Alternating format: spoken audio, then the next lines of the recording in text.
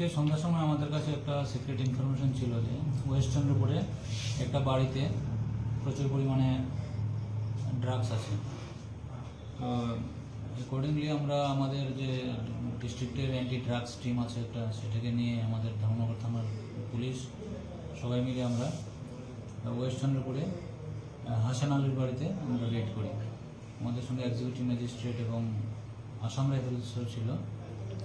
ওই বাড়িতে রেড করার পরে আমরা ওই বাড়ি থেকে 2টা প্লাস্টিকের কেসের মধ্যে প্রচুর পরিমাণে ব্রাউন সুগার উদ্ধার করেছি।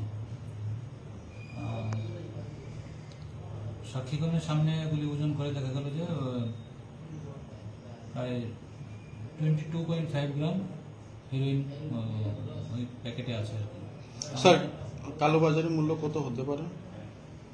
বাজার মূল্য অনুমানিক 1 লক্ষ টাকা হবে। কাউকে কি গ্রেপ্তার করেছেন?